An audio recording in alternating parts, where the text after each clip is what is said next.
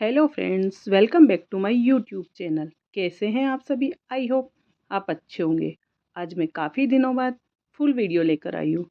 अभी राखी फेस्टिवल चल रहा था तो केक के बहुत ही ऑर्डर थे, साथ ही चॉकलेट्स, कुकीज़ और हैम्पर्स के ऑर्डर भी थे। इस वजह से टाइम नहीं मिल पा रहा था। अब मैं एक साथ सारी वीडियो धीरे धीरे अपलोड करूँगी।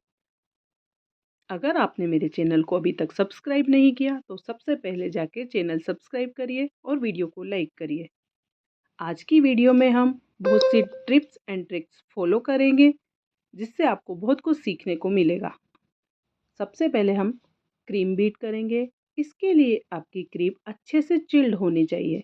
मीन्स फ्रोजन वाले सेक्शन से आप निकाल के क्रीम को नीचे वाले सेक्शन में रखिए और जितनी क्रीम आपको चाहिए उतनी अपने पॉट में निकाल कर उसको वापस से बंद करके फ्रीज़र में रख दीजिए।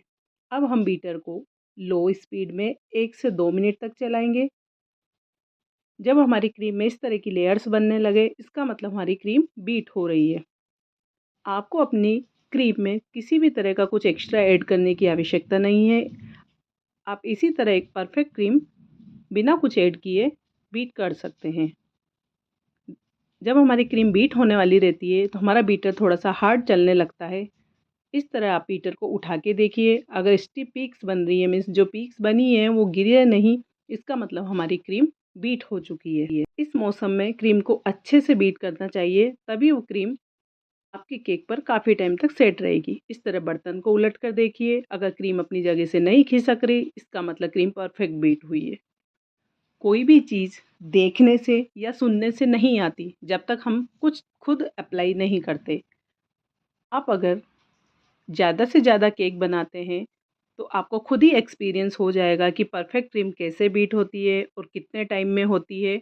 इसलिए आप अगर अपने काम में परफेक्शन लाना चाहते हैं तो प्रैक्टिस करते रहिए। अगर आप भी केक बनाना चाहते हैं, केक के ऑर्डर लेना चाहते हैं तो आप ज़्यादा से ज़्यादा केक बनाइए। एक दिन में कोई भी परफेक्ट नहीं बनता, इसके लिए प्रैक्टिस ज़रूरी होती है। मैंने भी खुद से ही केक बनाना सीखा है और आज मैं अच्छे से दूसरों के ऑर्डर लेती हूँ और केक कंप्लीट करती हूँ। पहले मैं भी इतनी अच्छी आइसिंग नहीं कर पाती थी जितना आज कर पाती हूँ। पहले 1 साल तक मैंने सिर्फ खुद के लिए ही केक बनाए हैं। जैसे बेटी के बर्थडे पे, हमारी एनिवर्सरी पे, हमारे बर्थडे पे या किसी आस-पास वालों के कोई ओकेज़न है तो हाँ, वहाँ पर फ्री में गिफ्ट किया है केक बनाकर। इस तरह धीरे-धीरे 1 साल तक मैंने खुद से प्रैक्टिस करी है। उसके बाद मैंने केक के ऑर्डर लेना स्टार्ट किया है और मुझे केक बनाते हुए, ऑर्डर लेते हुए भी 1 साल हो गया है। तो अब मैं अच्छे से केक बना सकती हूँ।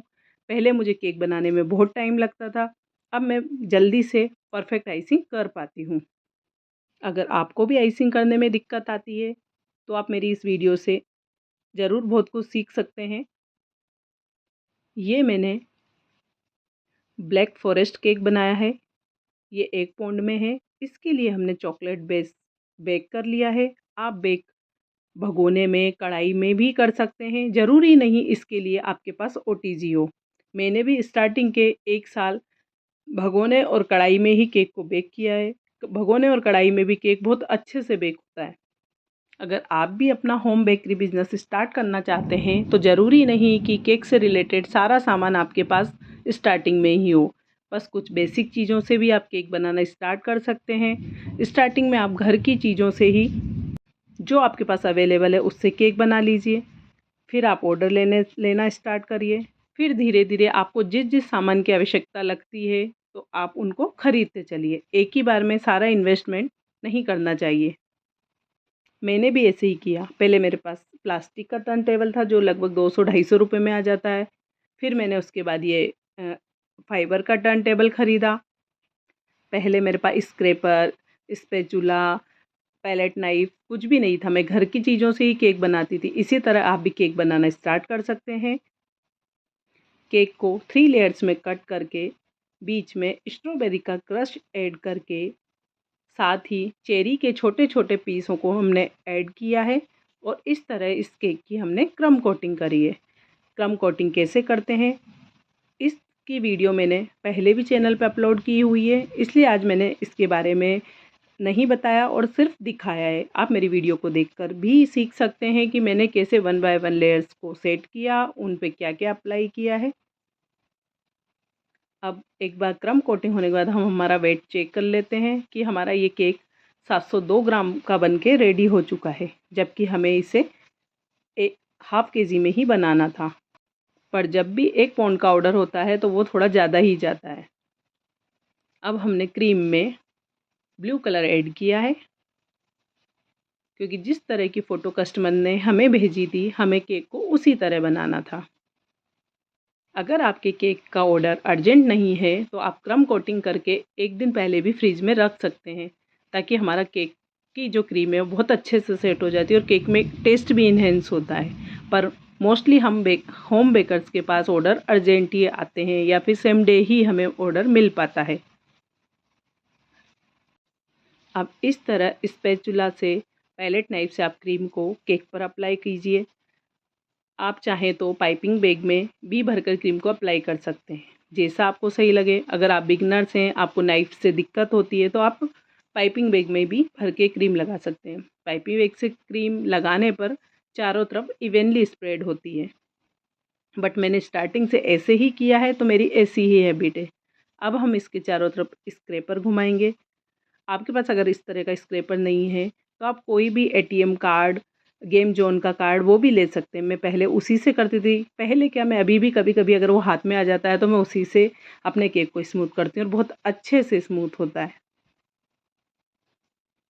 अब जहाँ-जहाँ हमारी क्रीम रह गई थी वहाँ फिर से मैंने क्रीम को लगाया है और फिर एक बार स्क्रैपर घुमाया है। अगर आपकी क्रीम इस तरह शेडेड लगती है तो भी केक अच्छा लगता है। ऐसा नहीं है कि वाइट क्रीम दिख रही है तो केक गन भद्दा लगेगा, ऐसा कुछ नहीं है। बस केक के जो क्रम्स है वो आपकी फाइनल आइसिंग में नहीं दिखने चाहिए। आप पैलेट नाइफ को थोड़ा गीला करते जाएंगे और चारों तरफ इसको ऐसे घुमाएंगे और हर बार पैलेट नाइफ को क्लीन करते चलेंगे। जहाँ भी आपको केक ऊंचा नीचा लग रहा है वहाँ थोड़ी थोड़ी क्रीम केक पर लगाते चलिए। आप केक बनाते रहेंगे तो आपके हाथ में भी बहुत अच्छे से फिनिशिंग आ जाएगी। पहले केक की आइसिंग करने में मुझे बहुत ज़्यादा टाइम लगता था, अब मैं फटाफट से केक की आइसिंग कर पाती हूँ। अब हमारी क्रीम जहाँ से हट गई है वहाँ फिर से क्रीम लगाएंगे। पैलेट नाइफ से ये हम राउंड वाला पैटर्न बनाएंगे। इसके लिए बस आपको कुछ नहीं करना है, पैलेट नाइफ को उस पर राउंड राउंड टर्न टेबल को घुमाना है तो अपने आप ही बन जाएगा। ये 6B नोज़ल लेके हम मोदक वाला पैटर्न बनाएंगे। ब्लैक चॉकलेट गनाश से मैंने इस पर ड्रिपिंग कर दी है, क्योंकि जिस तरह की फ़ोटो कस्टमर ने हमें भेजी थी उसमें इसी तरह की ड्रिपिंग थी।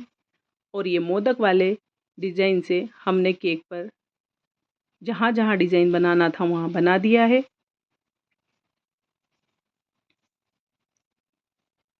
अब देखिए इस केक का ये फाइनल लुक। ये चॉकलेट गार्निशिंग मैंने रेडी की थी जिसकी वीडियो मैं शूट नहीं कर पाई। ये कुछ आर्टिफिशियल गोल्डन बॉल्स है जो केक के कस्टमर ने फ़ोटो भेजी थी उसमें भी थी, इसलिए हमने इस केक पर भी लगाई है। और ये हैप्पी बर्थडे का टॉपर हमने लगा दिया है। साथ ही कस्टमर ने कुछ मैसेज लिखने को बोला था, वो भी फॉन्डेंट पे एडिबल मार्कर से लिख के इस पे स्टिक कर दिया है। अगर आपको केक की वीडियो पसंद आई है तो प्लीज़ मेरे चैनल को सब्सक्राइब करें और वीडियो को लाइक करें। कस्टमर को तो मेरा ये केक बहुत पसंद आया, क्योंकि उन्होंने जो फ़ोटो भेजी थी ये बिल्कुल सेम टू सेम बन के रेडी हुआ था। हम होम बेकर्स हमेशा यही चाहते हैं कि जैसा कस्टमर ने फ़ोटो भेजा है वैसा ही केक रेडी हो। तो चलिए मिलते हैं नेक्स्ट वीडियो में, तब तक के लिए बाय बाय, टेक केयर।